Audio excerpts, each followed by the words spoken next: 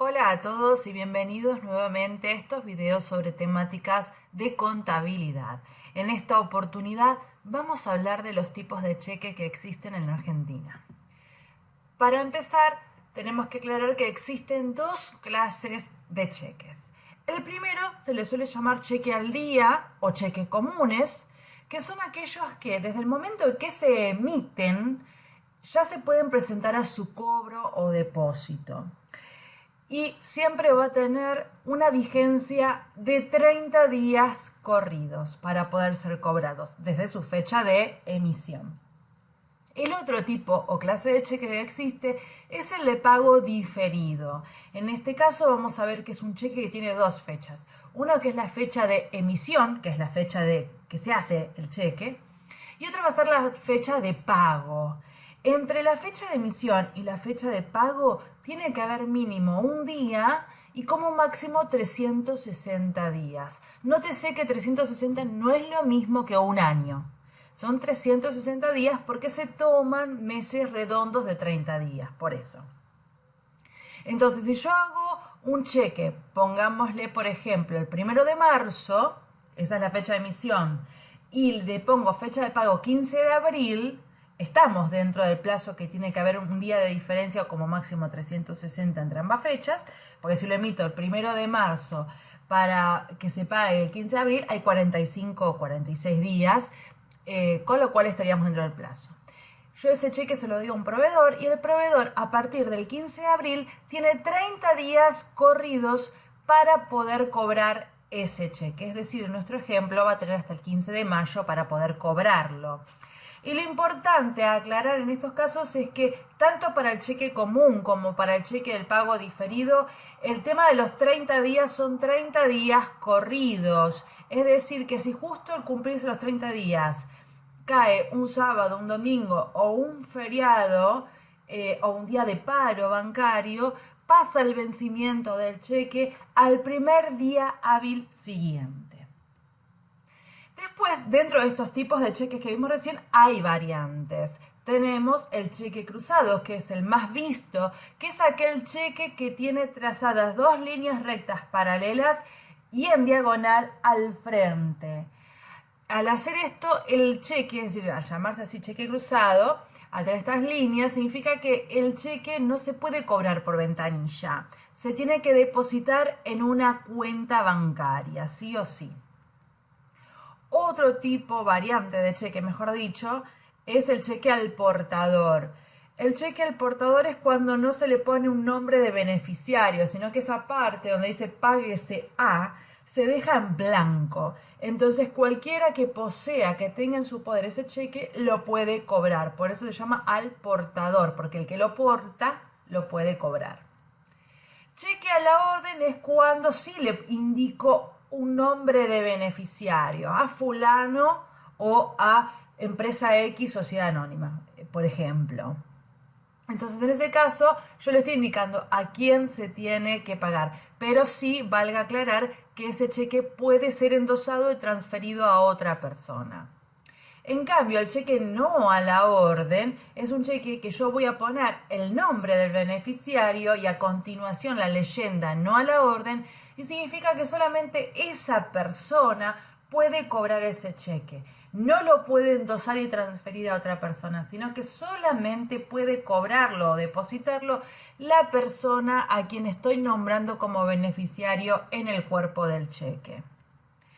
Un cheque certificado es cuando se lleva el cheque al banco y el banco certifica que el dueño de la cuenta bancaria emisora de ese cheque tiene los fondos suficientes para abonarlos y va a reservar esos fondos para que, llegado el momento del cobro de ese cheque, contemos con ese dinero.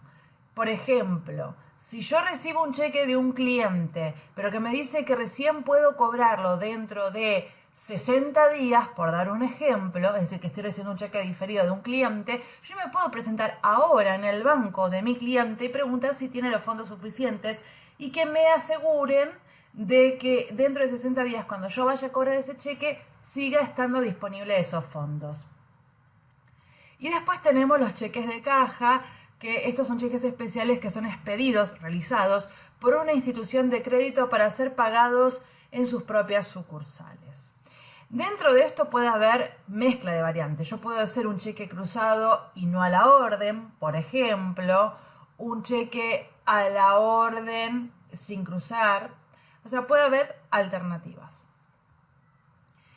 Medio de pago a proveedores, es decir, los cheques que yo recibo de un cliente, no siempre estoy obligado a depositarlo en mi cuenta. El cheque puede ser transferido a otra persona, salvo que diga no a la orden, como hemos visto, y puede ser endosado.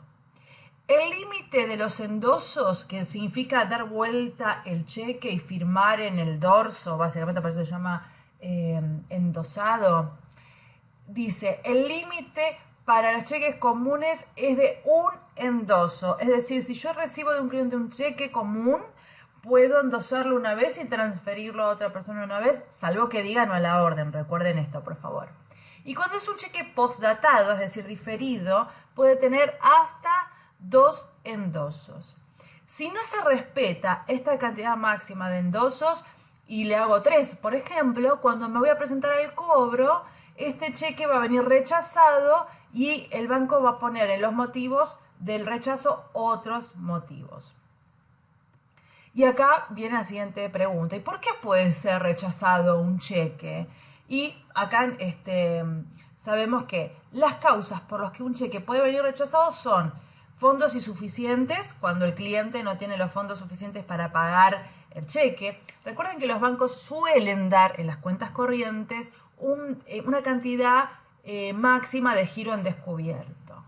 Pero si el cheque que me está dando mi cliente supera esa autorización que le dio el banco para que pueda girar en descubierto, entonces significa que no tiene los fondos suficientes y ese cheque va a venir rechazado.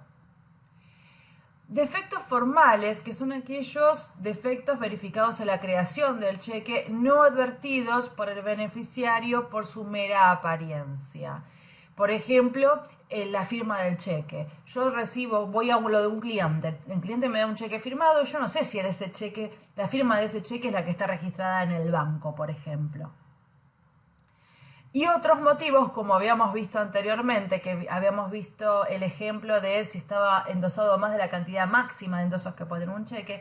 Otros motivos son aquellos que generan la imposibilidad de proceder al pago de un cheque o que no existían o eran desconocidos por el librador, es decir, el que hace el cheque, al momento de su emisión, taxativamente definidos por la reglamentación del Banco Central de la República Argentina, esos motivos. Uno de esos, como vimos recién, es cuando superamos la cantidad máxima de endosos.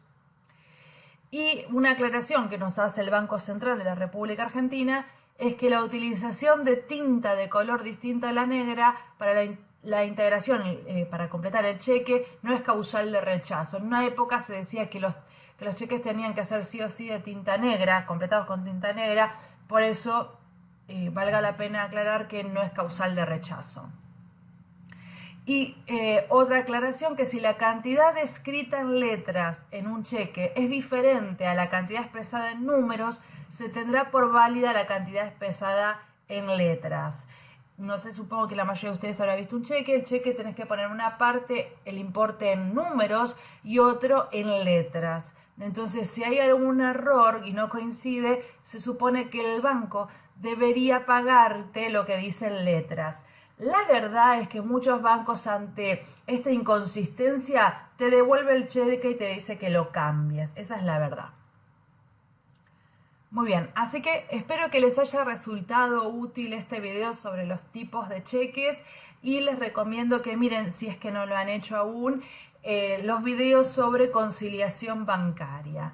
Bueno, espero verlos en el próximo video. Hasta la próxima.